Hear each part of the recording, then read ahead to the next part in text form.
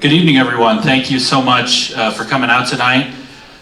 We're really excited to be here to share a draft of the 2045 Downtown South Bend plan with you all.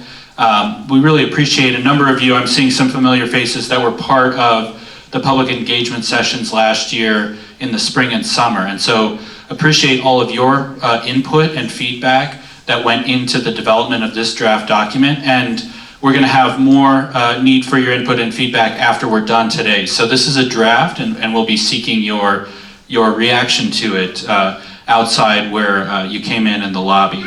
My name is Caleb Bauer. I'm the Director of Community Investment for the City of South Bend, and we're really thrilled to be here today. This has been a lot of work from our planning team and also from our consulting team, Urban Design Associates. And so I want to give a kudos to Tim Corcoran, our Chief Planner, Chris Dressel. Chris Dressel might be standing out in the lobby, Senior Planner, and Mike DeVita, Assistant Director of Planning. They've been really hard at work pulling things together here these last few days, and then want to give kudos to the Urban Design Associates team, Megan O'Hara. With that, I will hand it off to Tim, and we will get started with the presentation. Thank you all for being here. Thanks, Caleb. Who was here to see Casey Steinbacher? Okay, great. And who came for the Design Week, the presentation at Design Week? All right, so those people, there's a punch card. You get like you hit all the points. So thanks for coming out tonight. Really appreciate it. So if you were here for Design Week, you might have remembered a little sort of shtick I did that maybe didn't go over that well, but for those of you who were here, I was like, oh gosh, how did this photo get into our downtown plan slide deck? This is San Diego, and it's got the sun and the water, and oh no, this isn't South Bend, this is Boulder, Colorado, and we've got the mountains and skiing and all these great things. And I was like, but this is South Bend. And there's a few boos, okay, so please forgive me. But the point was that what other city in the world, a great city in the world, was built on a flat plain had bad weather?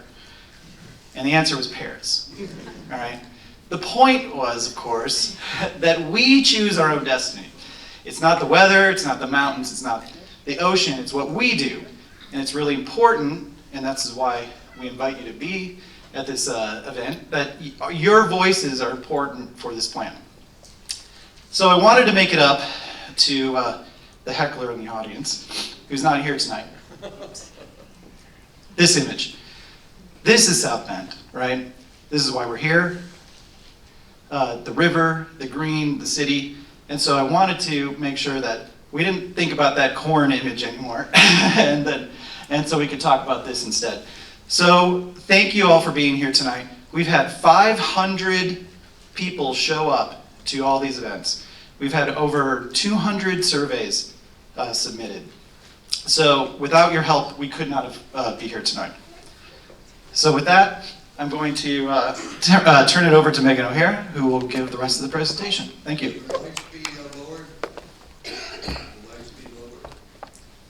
I can check. We will work on that. While we're lowering the lights, first of all, thank you, Tim, and thank you, Caleb. Thank you to all of you who have been a part of this process, and for those of you who came out tonight to give your input. I'm Megan O'Hara with Urban Design Associates, and it's really been an honor to be a part of documenting and drawing this vision for you. We were actually joined by Torty Gallus Partners as well, and as well as a Walker Consulting who looked at parking, and RCLCO who's looked at the economic development potential and the market potential. So just wanted to acknowledge that this has been a wide team, and the city's planning department and economic development folks have been really instrumental in advancing this vision and helping us develop it together. So to walk everyone through what's happened so far, we had visioning workshops almost a year ago in this building, and people came out and they told us their favorite places to visit and what they love about downtown and the things that they wish were better, and talked about what the character and the vibe of downtown should be. And there were surveys. Casey Steinbacher gave an amazing lecture in this space asking us, who do we want to be and how can we get there? She brought stories from the Raleigh-Durham area and the involvement of the university there and how they were able to transform. And then last summer we had Design Week, and it was really a vibrant, amazing week with lots of participation. And we're here at the presentation and open house. After this evening, we're going to incorporate all of the feedback that we hear over the next few weeks and then eventually work on adopting the plan and implementing the plan. So rewinding all the way to February and March 2024, a whole lot has happened in 1 year, but we built on all of that input heading into Design Week. Every single workshop was filled, seats were filled, standing room only. You can see how much excitement there was for those ideas. And a lot of the sketches started to develop in live time. We had illustrators and designers working right alongside community members to document these visions. And then we gathered here at the end of Design Week to celebrate. You can see those green dots where people started to say, yes, this is headed in the right direction. That gave us our marching orders for the past 6 months in pulling this together, refining it, and adding some new ideas that I get to share with you this evening. So we're over here on the left-hand side. You all made it here, so you know about this meeting. There are 2 additional opportunities for folks to come see these ideas next Tuesday and Thursday at Howard Park from 9 a.m. until 4:30. The presentation materials are going to be available, and at 12 p.m. on each day there will be another presentation. So you can invite your neighbors, other interested stakeholders, and please have people come out. And there will also be an opportunity to review the plan document online.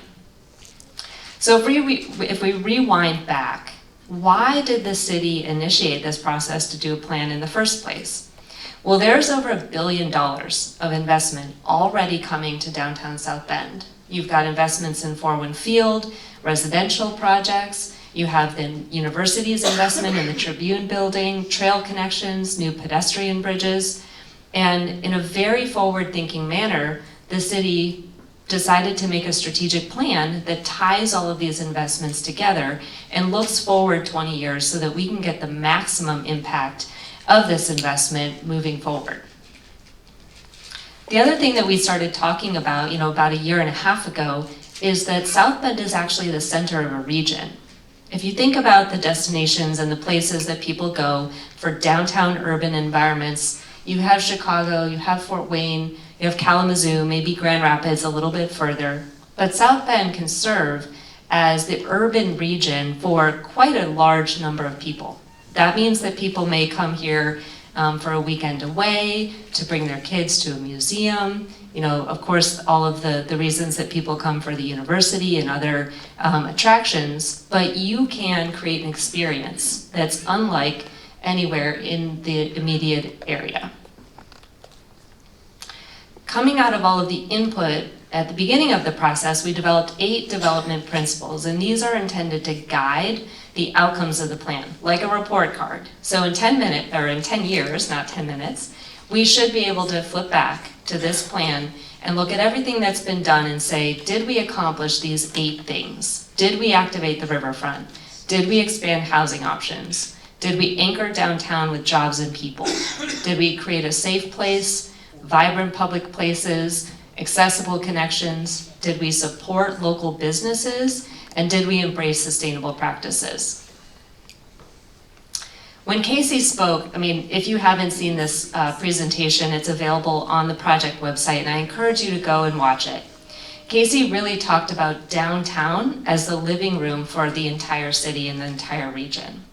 And the way that we design and develop our downtown, it says a lot about who we are and what we believe and what we hope for our future. There are a lot of reasons why why South Bend is doing a downtown plan. If you walk bike or drive around downtown, you'll see a lot of great investments that have been made.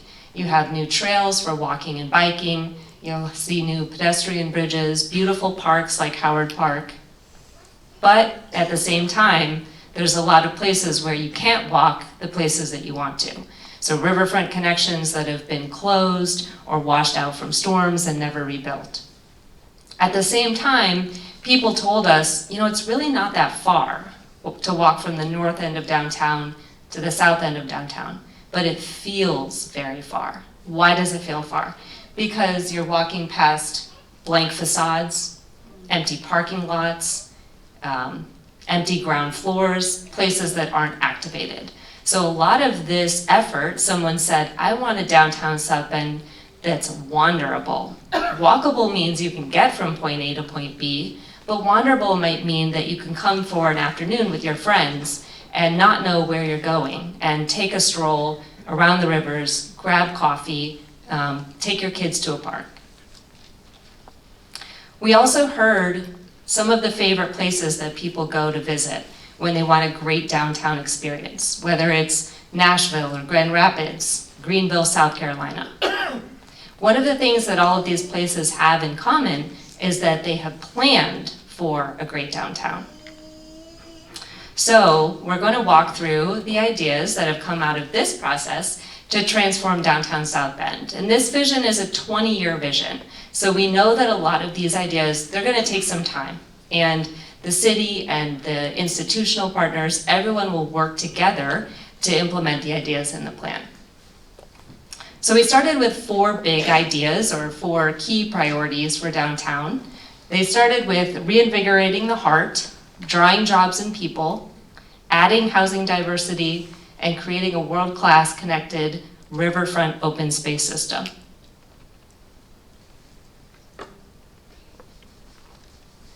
So now we get to take a walk. We're going to walk from the north of downtown to the south of downtown to explore this vision.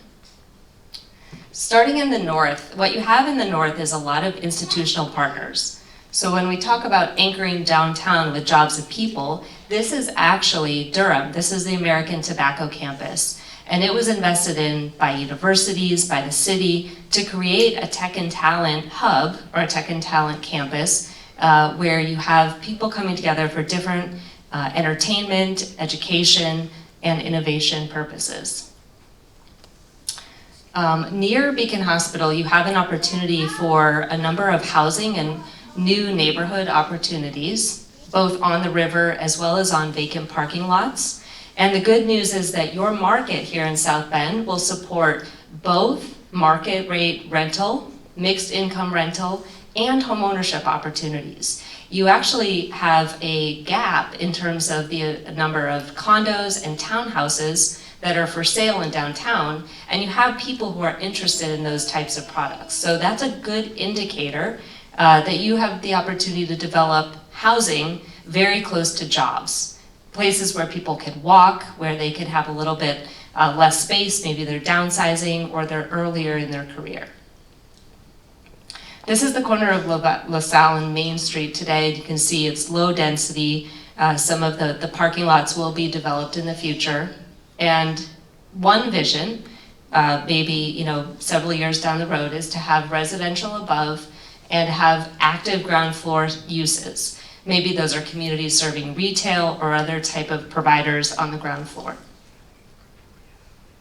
So one of the exciting investments that's happening at the Tribune building is the university's investment in a tech and talent innovation district.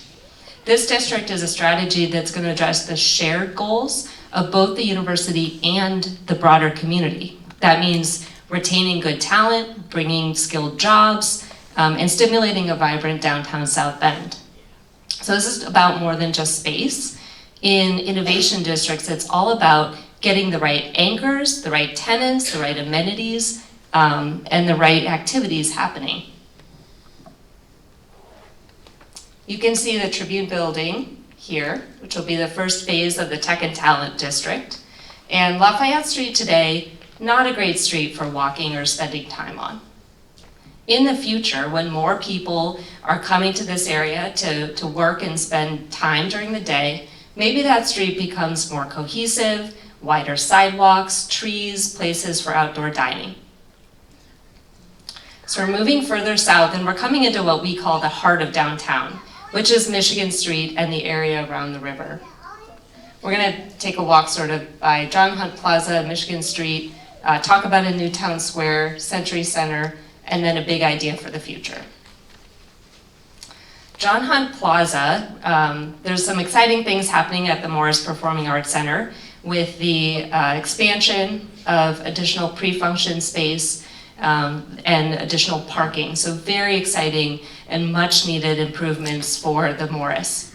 The space in front, it's actually pretty well used, but it's aging and there's some design deficiencies for John Hunt Plaza. One is that it slopes down to MLK where you have very fast moving traffic. So we've heard, it's not great, you don't want to let your kids run around, the fountain has maintenance issues, you have Michigan Street, which is mostly bollarded off. So one concept that we explored was permanently closing Michigan Street. All of the traffic would go along MLK Boulevard as it does today, raising up the corner so that it has more of a grade separation. And you could have a flat open play area, realigning the fountain on access at the entry, and then maybe putting a signature outdoor pavilion or restaurant in the space to activate it on a regular basis. We had some excellent meetings with local businesses, and DTSB, I think, was instrumental in starting this conversation about how do we actually grow and support local businesses in downtown. We brainstormed some of these strategies, especially looking at other cities and what they've done to support their small local businesses. That might be activation grants, asking businesses to partner together, thinking about 3-season space, taking large retail spaces and breaking them up into smaller spaces that better fit the needs of the businesses. So Michigan Street is the historic retail street of South Bend, and in a way it suffers by the diversion of the traffic on MLK, but the other thing that lets us do is to make a really great pedestrian environment on Michigan Street. We talked about some of the sidewalk and storefront improvements. So in this lower image here, just putting new awnings, opening up the glass, better transparency, relocating some of the street trees that are right in the middle of the walking space, and then making dedicated outdoor dining patios. This would make a huge difference with a limited investment along Michigan Street. You have City Center Place, where there's a beautiful stone facade actually under the mid-century facade that's covering it up. So some exploration about whether or not that building could be reused, along with the State Theater, again, looking to reuse these historic amenities. Vibrant public spaces. Does anyone know where that photo is? It's in Fort Worth. Fort Worth is a really hot place. It's not really somewhere that you love being outside in the summer, but this space is always activated. This is Pioneer Square. You have a pavilion that's a coffee shop, sometimes a wedding venue, big shade sails, an alley of trees that's really shady and cool, and they use this space. It's, again, the living room of downtown. Your living room today, where's South Bend's living room? We heard that it's mostly on the gridiron. That's where you have your Christmas tree and yoga in the space, but there's some deficiencies in terms of how well that can function as a town square. You have Howard Park across the river, and that's an incredibly amazing activated space. People of all ages at every hour of the day, every day of the week. But you need a space like that on the west side of the river for downtown. So one idea is that you take the space right where the gridiron is and the parking lot, and you make a true town square for South Bend. Public square that is the city's living room. So this is the former Hall of Fame building and the gridiron today. And one alternative that we looked at is to reuse that building. You could have a brewery or a family-friendly restaurant or a museum go into that space, add a big porch where there's outdoor dining, you'd have a green lawn, some kiosks and some three-season small retail space, and then take the parking lot and turn that into a plaza. So we think that would be a good step in the right direction. Another option is that if that building could be removed and you were to build a new building with activated ground floor space, here we're showing a market hall. Has anyone been to Grand Rapids Public Market? I love that building, it's really cool. You've got 2 levels, there's a greenhouse, they have a demonstration kitchen, a bunch of small vendors, shops, food-related businesses, outdoor dining. You can see there's a splash pad and additional retail fronting onto that space. So starting to think about how do we get some energy in this area to actually create a town square.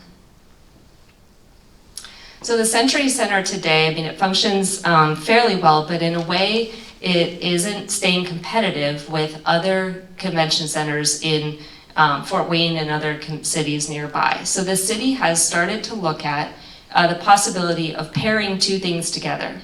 Extending Jefferson directly across, like there's been talk of doing for a long time.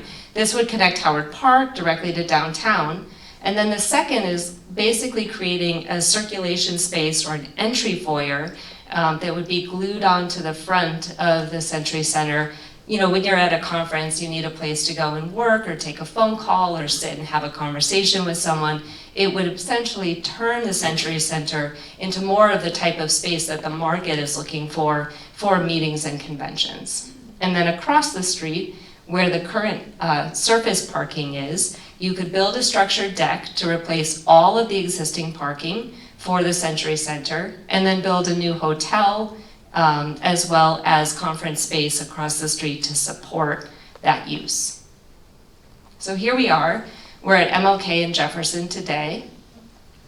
And then this is a rendering of what may be possible. You know, it's not moving forward yet, but just an exploration of how could we take Century Center and bring it up to date for 2025.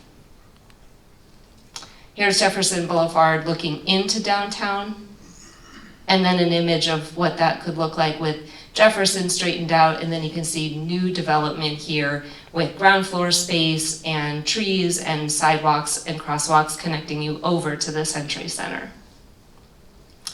So we want to talk about a big idea for the future, and we'll look at a couple of different options here, but we kept hearing, you know, the river is right there, and you can't see it. You could come to downtown South Bend and not know that there was a river.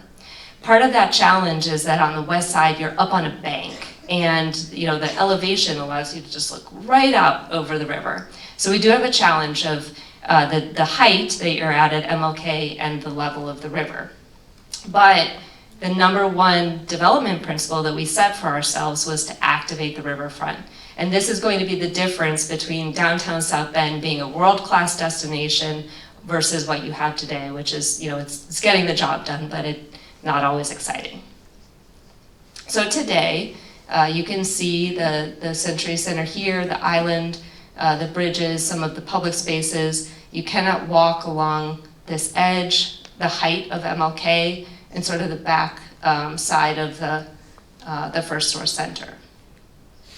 So one option that can be done with very little intervention to the Century Center, just some relocation of loading docks, would be to cantilever out a walkway over the edge, or you know, out over the water, and create a walking path and an environment down at that river level.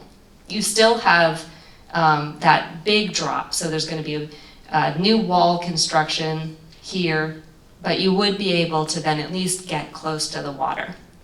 Some of the challenges here are the visibility, right, because of where the Century Center was built. So this is an option that we explored that may be possible to create more of a connection to the water. Long time in the future, and with the support of the city, if the South Bend Museum of Art were to find a new home, again, the city would have to support that process. And maybe that location is in a more prominent location or a building that's designed to be an art museum and not a convention center. If the Bendix Theater and the South Bend Museum of Art portion of the building were eventually removed, what that would do is open up riverfront to the town square and to the space here, and allow you to connect all the way down to the river. So here's an image from just over the island, looking back up, and you can see that connection, multiple levels, ramping, small outdoor, indoor dining opportunities that connect different levels, and then the grand hall actually connecting you out to that signature riverfront space. When you're inside of the Century Center today, you have that view, that brick wall there. You can't see anything that's happening to the side. But in the future, again, if those uses were to find a new home, a better home with the support of the city, then you could have this indoor-outdoor connection from the walkways and from the Grand Hall all the way out to this outdoor space. And a lot of convention centers in the country have this type of relationship to their rivers and to their outdoors. It would allow events that are happening there to have indoor and outdoor components, and for people who are visiting South Bend to use the space as a winter garden when the weather is bad, and to actually spill out onto the space when the weather is good.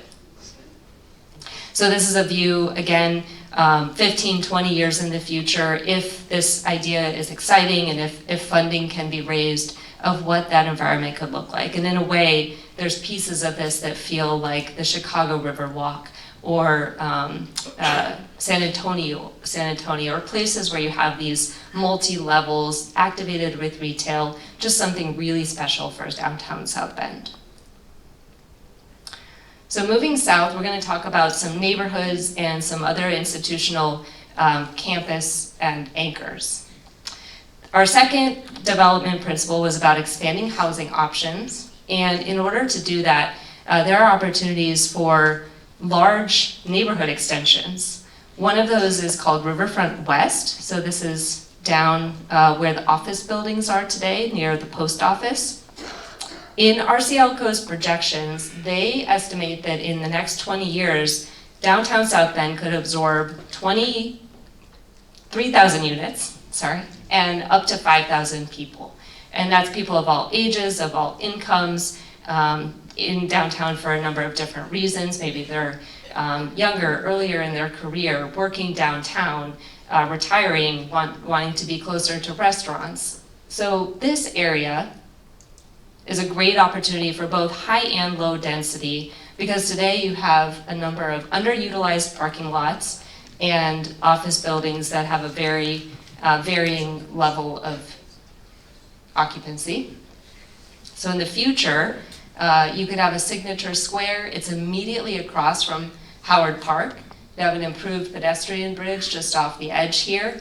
And the good news with this is that these first two buildings over here, they're actually in development and being designed today. So this is something that you'll start to see happening fairly soon. Four Winds Field is undergoing a renovation. You can see this happening today, and you're going to have all of the improvements that are listed over there. But in addition to the improvements to the field, there's also a number of residential projects that are happening just around the field, as well as potential for additional development. This is what we're calling the Sports and Entertainment District today, and what it might look like in the future after the ballpark has received its additions, and you can see all of the new development opportunities that are surrounding there. Again, places for people to live, ground floor activated retail, restaurants, and reasons for people to stay a little bit longer when they come to a game. Western Avenue, this is a housing authority owned property where Rabbi Shulman and Monroe Circle sat previously. This is an opportunity for mixed income housing to preserve all of the affordable units that were there, to add more affordable housing and add market rate housing. This is, again, new housing in walking distance to jobs and services. It's bikeable, it's very close to downtown, and we think it would be a great way to stitch the neighborhood back together. So you can see the Rabbi Shulman building here. This is where the Monroe Circle building sat previously. And then in the future, looking back towards downtown. You know, this area, it's so close, but it doesn't feel close today. On Western Avenue, looking at the corner with the Rabbi Shulman building, and then what that might look like in the future. And this project is moving forward. There's been a developer selected, as well as a number of grants secured to help make this a reality. The Renaissance District, a very exciting project that's already being implemented. It's a mixed-use technology campus with over 1 million square feet in the old Studebaker plant. This is a true anchor for the southern end of downtown, and there's gateway opportunities in thinking about how people come from the south into the north under the railway bridges. So we've got, I think, a number of technology and energy and education uses happening here, and more to come in the future. Union Station, one of those amazing historic resources that South Bend has, and the hope in the future is that Amtrak may be interested in relocating their service to downtown South Bend, which means that Union Station could become a train station again in the future, which we think is an ideal use for it. South Bend has just an incredible history and character. You can see from these images, some of these I had never seen before, despite having lived here, 20 years ago. It's really an amazing place. But we've lost a lot of these historic buildings and these historic resources. There are still a number of buildings, quite a few actually, that are worth preserving. And this is something that the city and private owners and developers are going to have to work together on. To that end, we've been mapping all of those historic resources in downtown so that we know which buildings terminate important views, or which buildings have historic significance and may be worth restoring and reusing. There have been 4 preservation principles as a part of the plan. It's about bringing active uses back to those buildings. They're not museums, they're places where things that are meaningful today can be happening. Preserving the materials, we've got some damaged facades that really deserve attention and restoration in downtown. The public realm, you can see on some of these buildings that they're vacant, ground floor space. That's not helping the walkability and the wanderability, so we need to think about activation and what uses could thrive. And then when we do additions or when we do significant renovations, we need to think about how we complement the character and the scale of these buildings so that we're adding to and not detracting from those historic resources. And then to wrap up, we've thought about the public realm. What happens inside of our street right-of-ways? How do we create good gateways and streets that serve people for walking and biking? I mentioned those gateways. If you're coming from the south end of town, we really need to think about that experience, both moving north and moving south, so that the two parts are really knit together. And maybe that includes special artistic lighting, or signage, or murals, making sure that the sidewalks are wide enough, that we have lamp posts and public art, and you can see the pylon sign here for Union Station. This is on South Michigan Street, where there's an arts district evolving, and we think with all of the development that's coming here and the uses that you have amazing creative developers investing in, that the streets should match it. We should have trees, we should have wider sidewalks, we should have on-street parking so that people can stop and go into a shop or an art studio or a bakery. And then finally, thinking about how do we have a continuous riverfront experience? The city has been making some amazing investments in Size Park and Howard Park, and we want to make sure that when visitors or residents are in downtown, that they can have a variety of experiences. So you can see this, the Maroon Loop, that's just under a mile. If you wanted to take a walk from Colfax down to our new activated riverfront and across Jefferson. If you have a little bit more time and you want to do a 2-mile loop, there'll be a new pedestrian bridge up here all the way down Michigan Street along the river, and then the improved pedestrian bridge eventually going over to Howard Park and up the East Race. So this is all about knitting together a downtown that feels interesting, that feels exciting, whether you've been here 50 years or you're coming to South Bend for the first time. We think that this vision is something that's achievable, and we're pretty excited to hear what you all think. So Casey, when she was here a year ago, she said to plan for success. And we're only 1 year into this effort, but there's already been a number of successes that I think we can celebrate. So Caleb's going to walk us through a few of those, and then I look forward to talking to everyone later this evening.